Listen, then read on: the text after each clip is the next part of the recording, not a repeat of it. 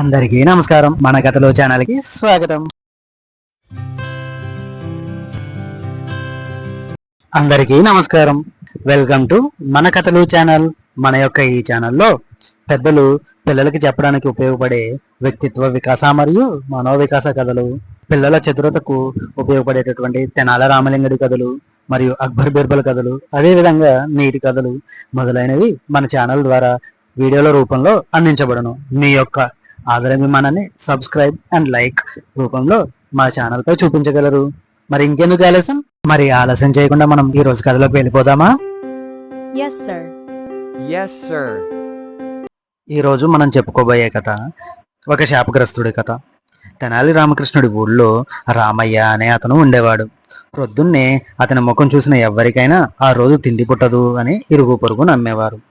ఒకరోజు రాయలవారు కూడా ఈ విషయం తెలుసుకొని రామయ్యని పిలిపించి, ఈ రాత్రికి నువ్వు మా మందిరంలో ఉండు, రేపు ఉదయాన్నే నీ ముఖం నేను చూస్తాను, నాకేమవుతుందో తెలుసుకుంటాను అన్నాడు. దానికి రామయ్య అంగీకరించాడు. అతనికి రాజు శయనాగారానికి పక్కనే ఉన్న ఓ గదిని కేటాయించారు.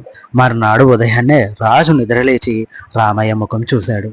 ఆ రోజు మధ్యాహ్నం భోజనానికి కూర్చొని మొదటి ముద్ద తినబోతుంటే అందులో ఓ ఈగ కనిపించింది. వంటవాణ్ణి రాయలవారు చెడామడా తిట్టి, నా భోజనంలోకి ఈగ ఎలా వచ్చింది? పోయి మళ్ళీ వండి తాజాగా తీసుకురా అన్నాడు. వంటవాడు, క్షమించండి మహారాజా, కొంతసేపు వేచి ఉండండి, మీకోసం మళ్ళీ వండుతాను అని సమాధానం చెప్పాడు. ఓ గంట గడిచేసరికి తనకి ఆకలి తగ్గిపోయింది. రామయ్య నిజంగా పాపాత్ముడే అని ఆయన కూడా నమ్మాడు. వెంటనే మంత్రిని పిలిపించి, ఈ రోజంతా నేను ఆకలితో ఉన్నా పర్వాలేదు, రామయ్యని మాత్రం ఉరి తీయండి అని ఆజ్ఞాపించాడు. భటులు రామయ్యని కారాగారానికి తీసుకెళ్లారు. వారికి మధ్యలో తెనాలి ఎదురయ్యాడు.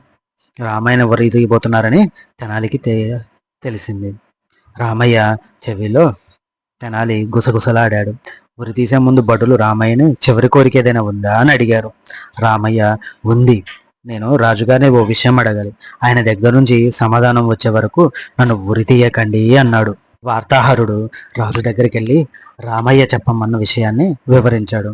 ప్రభు, రామయ్య ఏం చెప్పాడంటే, ఉదయాన్నే తన ముఖం చూసిన రాజుకి ఆకలి లేకుండా పోవటం వల్ల తన శాపగ్రస్తుడైతే, మరి రాజు ముఖం చూడడం వల్ల తన లాంటి వాడికి ప్రాణాలే పోతున్నాయి, కాబట్టి రాజు తనకంటే ఘోరమైన శాపగ్రస్తుడు అని చెప్పాడు. రాజు అది విని నిర్ఘాంతపోయాడు.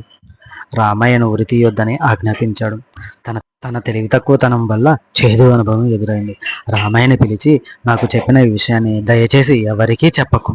విజయనగర ప్రజలకు ఈ విషయం తెలిస్తే వారికి నా మీద విశ్వాసం పోతుంది, ఇంకెప్పుడు నా ముఖం చూడరు అన్నాడు. ఆ విధంగా తెనాలి రామకృష్ణుడు రామయ్య ప్రాణాలు కాపాడాడు. ఇది ఈ రోజు కథ. ఇలాంటి మరిన్ని కథలతో మళ్ళీ మేము ముందుకు వస్తాను. మా యొక్క ఈ కథల ఛానల్ మీకు నచ్చినట్లయితే లైక్ చేయండి, షేర్ చేయండి, సబ్స్క్రైబ్ చేయండి. అదేవిధంగా మీలా మరో నలుగురితో మన ఛానల్ని సబ్స్క్రైబ్ చేయించండి. ధన్యవాదాలు. ఉంటాను మరి.